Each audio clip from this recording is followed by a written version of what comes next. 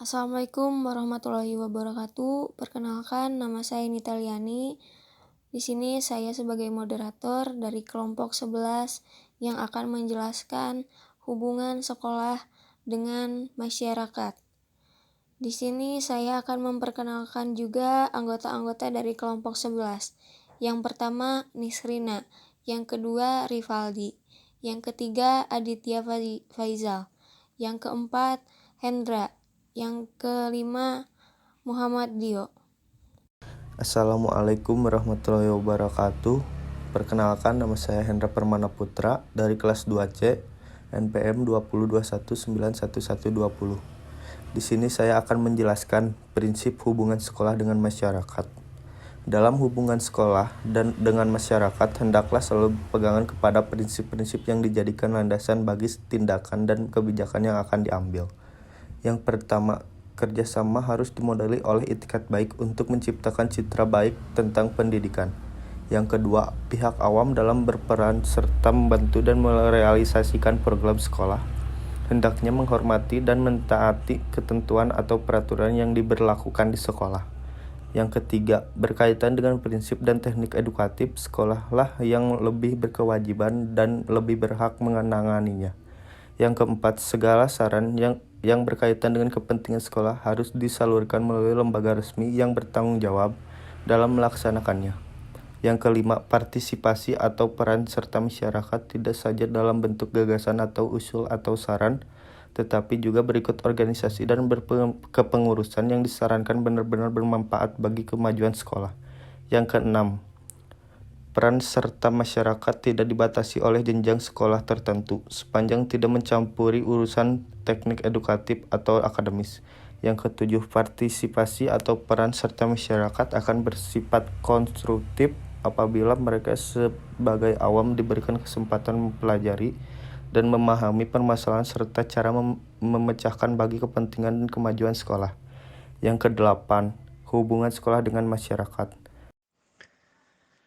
Assalamualaikum warahmatullahi wabarakatuh. Perkenalkan, nama saya Muhammad Dio Ramadan, NPM 2021911124 dari kelas C. Baik, di sini saya akan melanjutkan materi yang sebelumnya dan sebagian dari materi kedua. Materi yang kedua yaitu tujuan, fungsi, dan manfaat hubungan sekolah dengan masyarakat. Tujuan yang dimaksud adalah untuk menciptakan hubungan sekolah dengan masyarakat secara harmonis, untuk meningkatkan kemajuan pendidikan di sekolah. Di samping itu, agar masyarakat dapat mengambil manfaat dengan turut menikmati kemajuan yang dicapai oleh sekolah.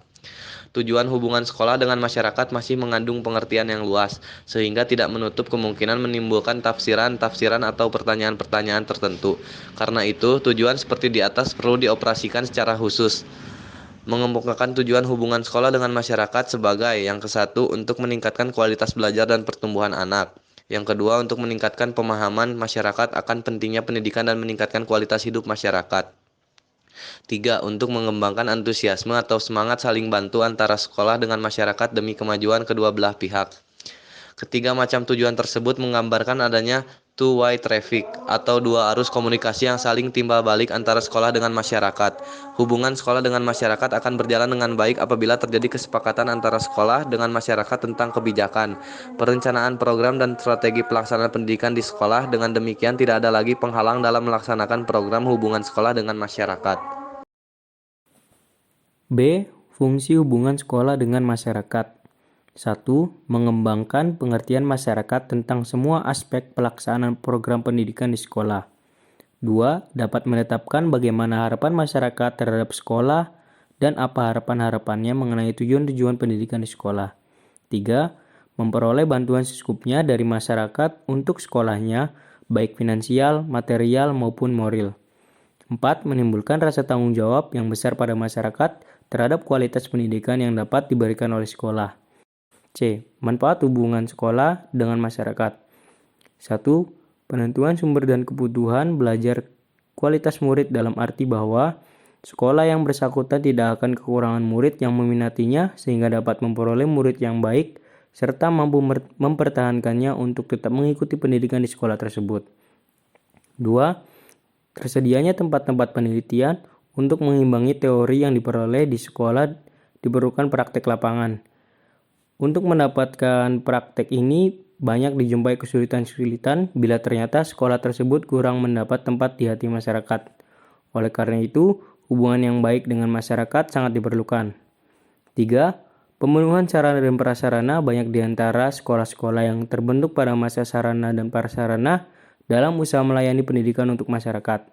4. Pemenuhan sumber dana, daya manusia yang terungkap dalam cipta, rasa, karsa, dan karyanya. Assalamualaikum warahmatullahi wabarakatuh. Perkenalkan, nama saya Muhammad Ipade Pangestu dengan NPM 2021291119. Di sini saya akan menjelaskan tentang unsur-unsur hubungan sekolah dengan masyarakat. Unsur-unsur yang terlibat dalam hubungan sekolah dengan masyarakat antara lain 1. Sekolah.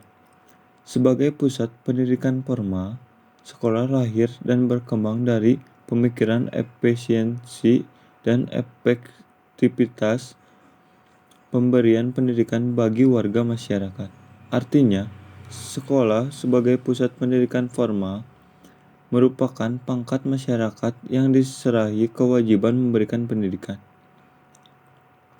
Sekolah merupakan lembaga sosial yang tumbuh dan berkembang dari dan untuk masyarakat. Oleh karena itu, segala bentuk dan tujuan sekolah kesemuanya harus diarahkan kepada pembentukan corak pribadi dan kemampuan warga masyarakat sebagaimana menjadi target atau sasaran pendidikan di masyarakat yang bersangkutan. 2. Orang tua murid.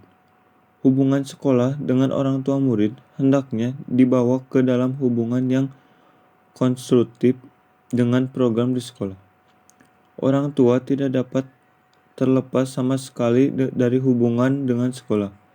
Oleh karena itu, hubungan antara kedua hendak dibimbing lebih setimpal, dan ini adalah tugas kepala sekolah. 3. Murid dan guru. Murid merupakan unsur sekolah yang sangat penting, begitu juga guru. Tanpa adanya murid, sekolah itu tidak akan ada.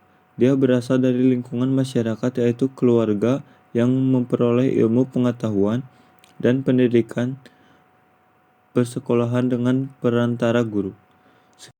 Assalamualaikum warahmatullahi wabarakatuh. Perkenalkan, nama saya Nita Liani dengan NVM 2021911121. Di sini saya akan menjelaskan tentang teknik-teknik hubungan sekolah dengan masyarakat. Yang pertama ada laporan kepada orang tua murid, di mana laporan ini dapat dilakukan setiap triwulan, caturwulan, semester, ataupun tahunan.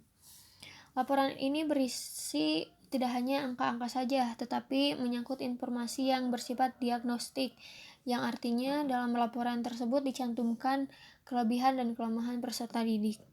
Yang kedua ada surat kabar, di mana isinya menyangkut segala aspek yang menunjang kesuksesan program pendidikan. Yang ketiga ada pameran sekolah, di mana ini tuh biasanya berisi seperti acara-acara sekolah, kegiatan tahunan sekolah yang menggambarkan tentang keadaan sekolah dengan berbagai aktivitas. Yang keempat ada kunjungan ke sekolah, di mana teknik ini memberikan kesempatan kepada orang tua murid untuk melihat kegiatan murid, keadaan sekolah pada saat pembelajaran berlangsung. Yang kelima ada kunjungan ke rumah murid, di mana teknik ini dilakukan untuk melihat latar belakang kehidupan murid. Di samping itu untuk mempererat hubungan antar sekolah dengan orang tua murid. Yang keenam ada gambaran keadaan sekolah murid, di mana murid dapat didorong untuk memberikan informasi kepada masyarakat tentang keadaan sekolah. Jangan sampai ada mulai menyebarkan isu-isu yang tidak baik mengenai sekolah kepada masyarakat. Jenis partisipasi masyarakat. Partisipasi dapat diperinci menurut jenisnya. Antara lain, yang pertama ada partisipasi buah pikiran atau ide sumbangan pikiran, pengalaman dan pengetahuan yang diberikan dalam pertemuan, diskusi, rapat, dan lain sebagainya, sehingga dapat menghasilkan suatu keputusan. Yang kedua ada partisipasi tenaga, dengan memberikan tenaga dan waktu untuk menghasilkan sesuatu yang telah diputuskan. Yang ketiga ada partisipasi keahlian atau keterampilan, di mana seseorang bertindak sebagai ahli, penasehat, resource, dan lain sebagainya yang diperlukan dalam kegiatan pendidikan di sekolah. Yang keempat, ada partisipasi harta benda berupa iuran atau sumbangan, baik dalam bentuk benda atau uang, secara tetap atau insidental. Lalu ada beberapa syarat untuk dapat menciptakan partisipasi tersebut. Yang pertama, adanya rasa senasib sepenanggungan bahwa maju mundurnya sekolah berarti maju mundurnya masyarakat. Yang kedua, ada keterkaitan terhadap tujuan, bahwa tujuan pendidikan di sekolah adalah tujuan masyarakat di mana sekolah itu berada. Yang ketiga, adanya prakarsawan, diperlukan kepemimpinan, baik dari pihak masyarakat maupun dari pihak profesional yang dapat menimbulkan motivasi untuk bekerja sama. Yang keempat, adanya iklim situasi atau suasana yang baik, hubungan antara anggota masyarakat yang penuh toleransi, tenggang rasa, harga menghargai, tidak ada curiga mencurigai, iri hati, dan sebagainya. Nah, dengan komunikasi yang baik, yang selalu memperhatikan secara cermat apa yang dikomunikasikan, antara siapa dikomunikasikannya, dengan cara atau media apa dikomunikasikannya, maka iklim dapat dipelihara dengan baik. Prasyarat dapat pula terpenuhi. Sekian yang dapat kelompok kami sampaikan. Mohon maaf bila ada kekurangan dan kesalahan dalam pembuatan video ini ataupun dalam penyampaiannya. Terima kasih.